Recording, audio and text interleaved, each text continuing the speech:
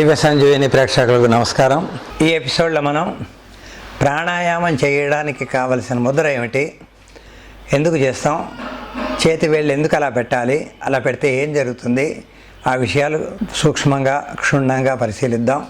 అసలు ప్రాణాయామం చేసిన ప్రాణాయామం వంట పట్టాలంటే చేసే ప్రాణాయామం సరిగ్గా పద్ధతిగా ఉండాలంటారు. ఏదో ఇష్టం వచ్చినట్టు చేస్తే ప్రాణాయామం ఫలితం దక్కదు. మళ్ళీ ఆ కొద్ది రోజుల తర్వాత నేను ప్రాణాయామం చేశాను, ఆ ప్రాణాయామం చేశాను, నీ ప్రాణాయామం చేశాను, ఏమీ తగ్గలేదు అనే ఫీలింగ్లోకి వస్తారు.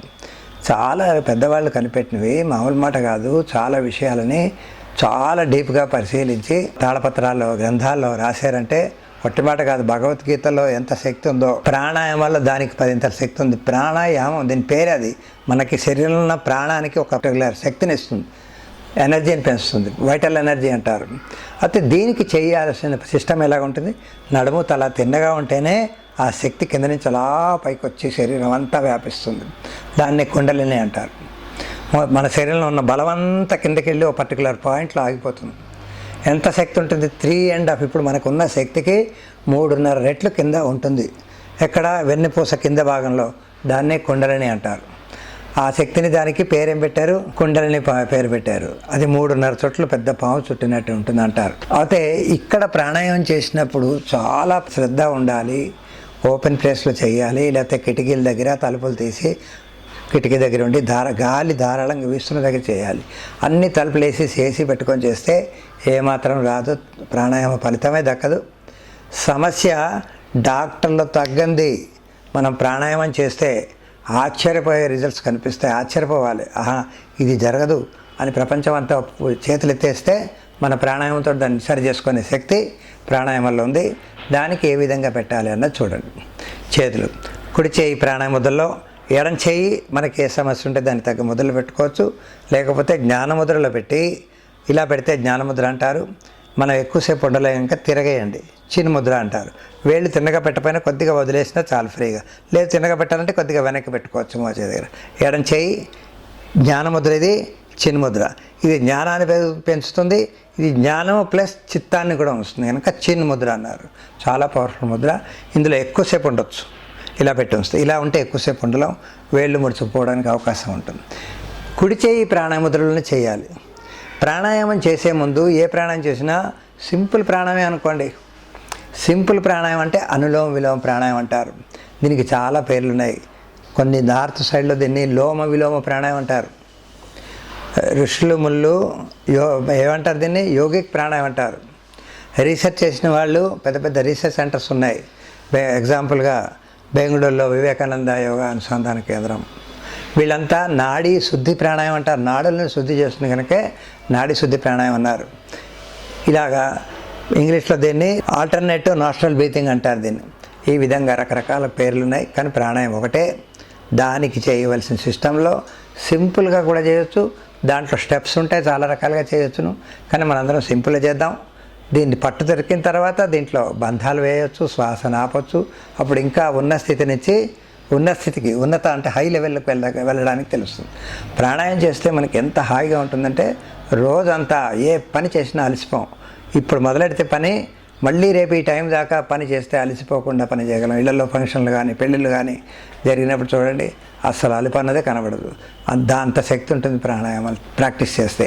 అయితే దానికి చేసే పద్ధతిగా చేస్తేనే, ఇష్టం వచ్చినట్టు చేస్తే అది పని చేయదు. చూడండి, చూపుడు వేలు మూసి పెట్టాలి.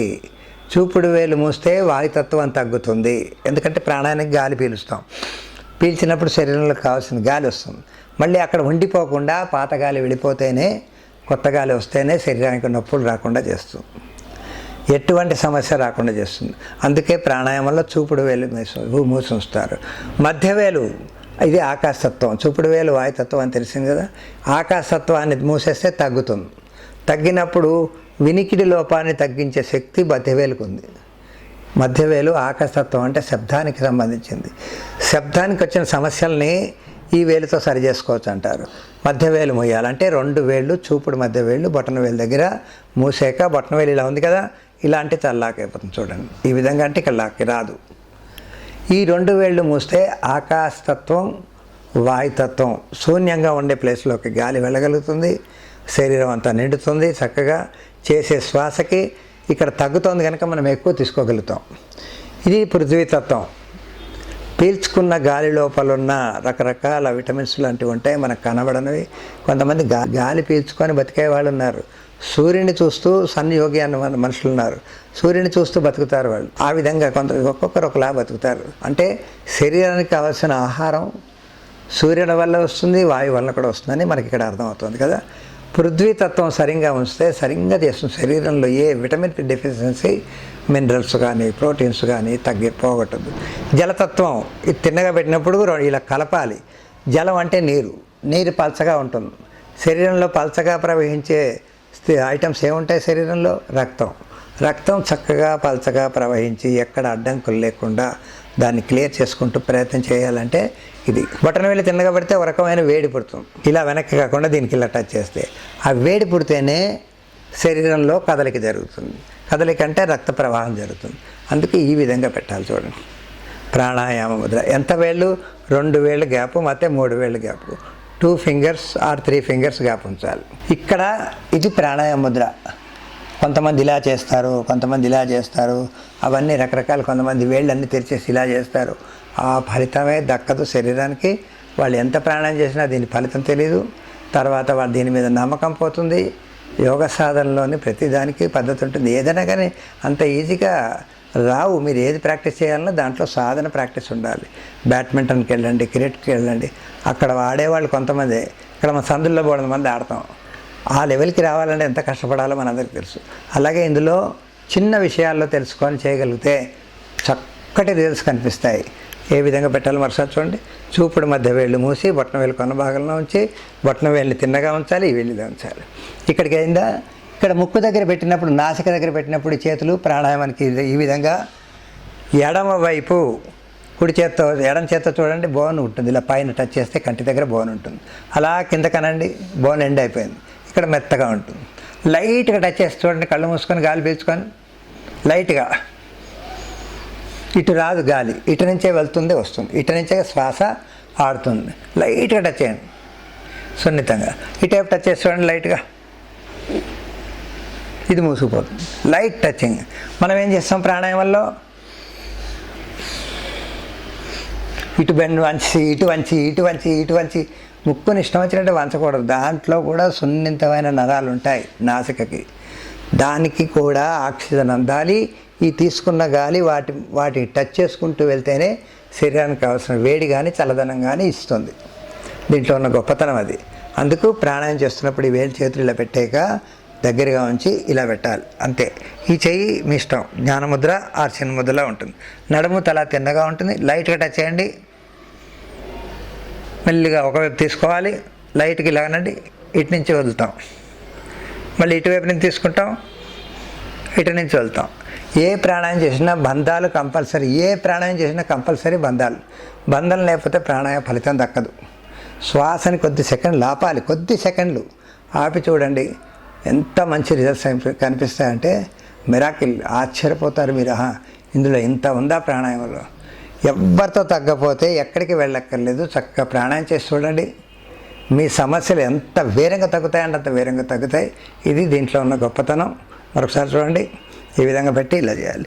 అయితే తీసుకున్నప్పుడు శ్వాస స్టార్టింగ్ ప్రాణాయామం అల్లం విలం ప్రాణాయామం అయితే లెఫ్ట్ నుంచి తీసుకోవాలి, ఎడమ వైపు నుంచి తీసుకొని కుడి నుంచి వెళ్తాం. కుడి నుంచి తీసుకొని ఎడమ నుంచి వెళ్తేనే ఒక్కటే చేసినట్టుగా. మళ్ళీ left inhale, right exhale, right inhale, left exhale చేస్తే 2సారి చేసినట్టుగా. ఈ విధంగా తక్కువ 30 సార్లు చేయాలి. 30 ఆవృతాలు అంటారు. చేస్తేనే మీకు దాంట్లో ఉన్న గొప్పతనం తెలుస్తుంది. శ్వాస ఎలా వెళ్తోంది, సన్నగా ఎలా వెళ్ళాలి శ్వాస, సన్నటి నల్ల దారిలాగా వెళ్ళాలి. కళ్ళు మూసుకోవాలి, శ్వాసను అబ్జర్వ్ చేయాలి. తీసుకుంటున్న శ్వాస, వదిలిన శ్వాసలో ప్రతి అణువు మనకు తెలియకుండా లోపలికి వెళ్ళకూడదు, తెలియకుండా బయటకు రాకూడదు. అంటే అంత దాని మీద ధ్యాస పెట్టాలి, అంత నిదానంగా తీసుకోవాలి, ఎక్కువసేపు తీసుకోవాలి. తీసుకున్నంతసేపు వదలడానికి ప్రయత్నం చేయాలి. వదలడం చాలా వేరంగా అయిపోతుంది. అది ఆ సాధన రావాలంటే మీకు అట్లీస్ట్ 1 మంత్ పడుతుంది నిత్య సాధన చేస్తే. ఏదో ఇప్పుడు చెప్పాం కదా అని చేసి నాకు వచ్చేసిందంటే కష్టం. చాలా ప్రాక్టీస్ చేయవలసి వస్తుంది. అప్పుడే మీకు దాంట్లో పట్టు దొరుకుతుంది. మన సమస్యలు ఇలా చిటికలు కొట్టినట్టుగా ఎగిరిపోతాయి. శరీరంలోకి రోగం రమ్మనే రాదు. మీరు అంటు రోగాలు ఉన్న వాళ్ళని పట్టుకోండి, కాగలించుకున్న వాళ్ళకి మన దగ్గర రాదు, అంత శక్తివంతమైనది ఈ ప్రాణాయామ ముద్ర. ఇది ప్రాణాయామ ముద్రలో ఉన్న గొప్పతనం. ప్రయత్నం చేసి చూడండి. నమస్తే.